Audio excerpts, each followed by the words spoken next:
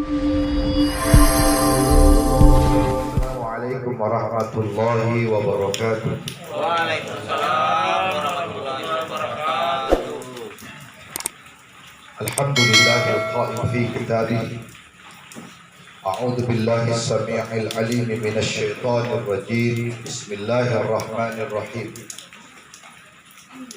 Alladzi khalaqal mauta wal hayata liyabluwakum ayyukum ahsanu amala wa huwal azizul ghafur. Wa qala Rasulullah sallallahu alaihi wasallam, al-mautu bab wa kullukum dakhil. Sadaqallahul azim wa sadaqa rasulihil karim. Wa nahnu ala dhalika minasy syahidin wasyakirin. Tsumma alhamdulillahi rabbil alamin. Assalatu wassalamu ala rasulillahi wa ala alihi wa sahbihi ajma'in. La hawla wa la quwwata illa billahil aliyyil azim. Amma ba'd. Subhanaka la ilma lana illa ma 'allamtana innaka antal alimul hakim. Ma'asyiral muslimin, Bapak Ibu, orang-orang tua saya, hadirin jamaah takziah yang saya hormati. Kita bersyukur kehadirat Allah Rabbul Jalil karena pada malam ini di saat kita mesti beristirahat, bahkan di saat kita diliputi dengan beberapa aktivitas, kita masih diperkenankan Allah Ta'ala untuk bisa hadir bertaksih. Kenapa kita mesti bersyukur? Karena hadir di takziah. Pertama, bertakziah di dalam Islam adalah menjadi anjuran bagi umat Rasulullah. Karena dengan takziah inilah kita datang untuk mewujudkan bela sungkawa kita, sembari kita datang menghibur keluarga yang ditinggalkan. Bahkan yang lebih penting dari itu, kehadiran kita di takziah sesungguhnya menjadi pesan untuk kita semua. Makanya disebut dengan takbir, yang artinya kita mengingatkan diri kita masing-masing bahwa kematian yang belum lama dilalui oleh almarhumah ini menjadi ketetapan Allah yang pasti semua kita ini akan melewati.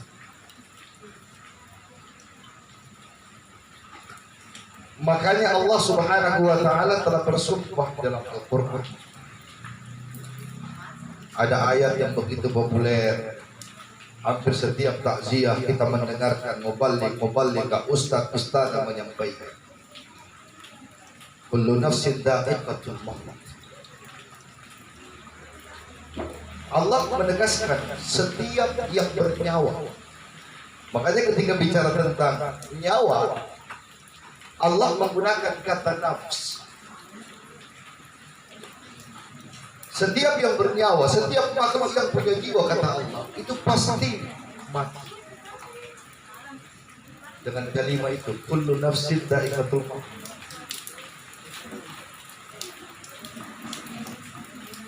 Kematian dalam takrif atau definisi disebutkan bahwa mati itu adalah berpisahnya ruh dengan jasad.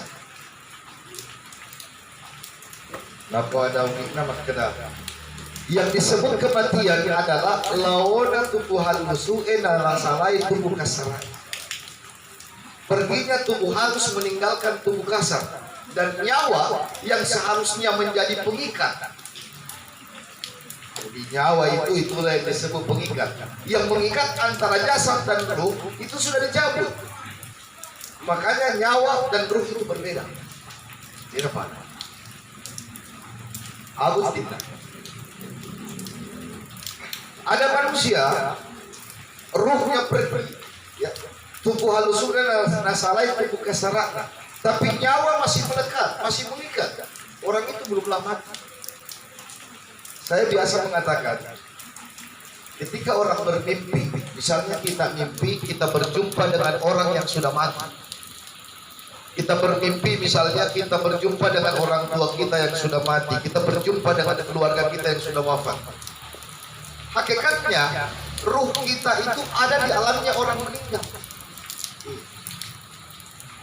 Kenapa kita belum mati? Karena nyawa belum berjalan. Nyawa yang mengikat antara jasad dan roh itu masih mengikat. Dan ini juga mengingatkan saya dan kita semua bahwa kematian yang telah Allah pastikan akan mendatangi setiap yang namanya makhluk ciptaan Allah Ta'ala. Itu telah Allah tentukan bagi segenap makhluk. Bahkan Allah menegaskan, meskipun kita berlindung berada di balik benteng yang amat kokoh, walau kuntum fi burujin musyayyadah, lakukan rapi waktu ketika tiba saat, maka kita tidak bisa upaya. La yastakhiruna sa'ah wa la yastaqdimun. Maka dia tak bisa diakhirkan, tak bisa ditunda-tunda kematian itu, termasuk tidak bisa dimaju-majukan. Ayat ini juga sekaligus peringatan buat kita, ya. Janganlah termasuk kita meminta-minta itu supaya dimatikan cepat. Ini kadang-kadang Pak Butan apa kamar aja. Kadang-kadang kita ini sebagai orang tua, ketika ada rasa jengkel terhadap anak kita, mencai kok dia nakal, ya. Tiba-tiba itu muncul kalimat dari mulut kita, kurang ajar mentok baiko, dalam mentok uno ka, uno bawan na, pesan mati kangen. Ini kadang-kadang keluar dari mulut orang tua. Ini sesuatu yang tak boleh kita ucapkan, karena ini mengingkari hak Allah. Hanya Allah yang punya hak. Sama dengan ketika virus corona datang melanda. Sampai-sampai mohon maaf, saya punya istilah begini, ada orang masih berkelahi corona dengan Tuhan, padahal corona itu ciptaan Tuhan. Dengan satu pandangan bahwa semua Allah sudah tentukan, tetapi manusia punya kewajiban untuk ikhtiar.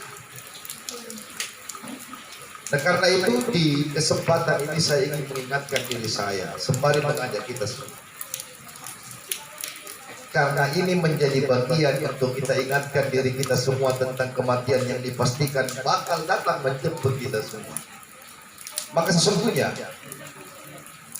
ketika kita hadir, apalagi menyaksikan orang itu ditinggal pergi oleh nyawanya, biasanya dia mengeluarkan isyarat. Salah satu isyarat yang memang mengingatkan kita, saya dan kita semua mesti memahamkan diri kita semua tentang yang namanya kematian itu adalah sesuatu yang memang mesti kita pahamkan kepada diri kita, jalan menuju. Papasana pandita tariolo agurui lalena amate. Pahamkan kepada diri, jalan menuju. Ketika diibaratkan dia menjadi sebuah alamat, maka kita mesti tahu.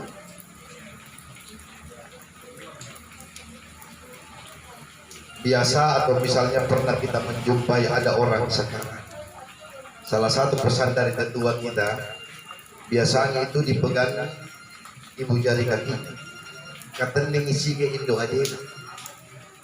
Kalau dia sudah dingin-dingin, ya, sebenarnya itu isyarat. Ruh secara perlahan mulai akan meninggalkan jasad. Makanya kalau orang secara fisik masih ada rasa panas, atau hangat dalam tubuhnya, itu isyarat makna bahwa dalam tubuh kasarnya masih diliputi dengan tubuh manusia. Dan dipastikan nyawanya masih mengikat jasad.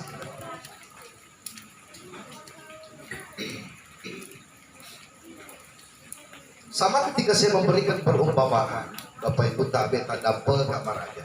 Saya mohon maaf, saya tak bermaksud menggurui kita. Kenapa ketika yang namanya jenazah atau mayat dipastikan orang mati itu tidak ada di bayangannya, Pak? Jadi itu orang mati.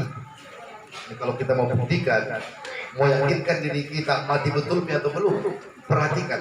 Yang namanya jenazah itu Pak Bu, dari kiri kanan, muka belakang atas bawah, tidak ada yang bayangannya. Itu yang mengisyaratkan ruhnya masih ada dan nyawanya belum dicetuti. Nah, sekali lagi karena ini menjadi peringatan untuk kita, termasuk yang masih hidup. Maka di saat ada keluarga kita, termasuk misalnya ketika almarhumah meninggalkan kita semua, di ujung hayatnya, di penghujung hidupnya, tidak ada itu orang mati, Pak, di akhirnya tidak mengeluarkan air mata. Setiap orang yang mati, penghujungnya itu pasti mengeluarkan air mata. Perhatikan, ya, kalau ada yang sempat melihat almarhumah ketika lepas, ya, bahkan termasuk ketika akan dimandikan, itu akan ada tertetes itu di ujung mata. Diungkap dalam kitab yang berjudul Tuhfatul Mursal. Apa makna di balik itu? Air mata atau tangisan yang dikeluarkan orang yang mati itu mengandung pesan. Yang pertama, bahwa dia sudah akan pergi meninggalkan kita semua. Maka dipastikan bukan hanya kita yang bersedih, tapi dia juga mau meninggalkan kita, merasakan kesedihan. Tetapi ada makna yang lebih luar biasa. Yang kedua, dan ini yang paling pertama, makna keluarnya air mata atau tangisan dari orang yang wafat itu tadi berpesan kepada kita semua, khususnya keluarga. Eloman kau salah, saya sudah mau pergi. Selesai urusan tak saya dengan kamu, urusan saya dengan keluarga saya, urusan saya dengan sama manusia. Waktunya saya menghadap kepada Allah Ta'ala yang menjadi kerinduan saya. Karena itu pesan itu juga bermakna kepada kalian yang masih hidup, saatnya untuk memperbaiki hubungan kepada Allah Ta'ala. Maka mari sama-sama kita manfaatkan sisa-sisa waktu yang Allah berikan kepada kita. Kita rajut hubungan baik kepada Allah dengan ibadah, wujudkan ketaatan penghambaan, sembari kita berusaha membina hubungan yang baik dengan sesama manusia. Saya tutup dengan untayan sepenggal kalimat yang orang biasa menyebutnya patut. Virus corona datang melanda. Pemerintah tak mau warga terwabah. Jaga jarak jadi perintah. Beribadah ikuti fatwa. Melaka negeri Mengunggah, Sulawesi Tenggara negeri Anoa. Jika hamba taat ibadah, ikuti perintah, daerah negara jadi berkah. Amin. Bersama kita berdoa kepada Allah Ta'ala, kita doakan almarhumah, mudah-mudahan Allah mudahkan perjalanannya, Allah limpahkan pahala ibadahnya, mengampuni salah dan dosanya. Mudah-mudahan kuburan almarhum diterangkan Allah Ta'ala di lapangan dan menjadikannya sebagai taman di surga. Kita pun juga mendoakan seluruh keluarga yang ditinggalkan.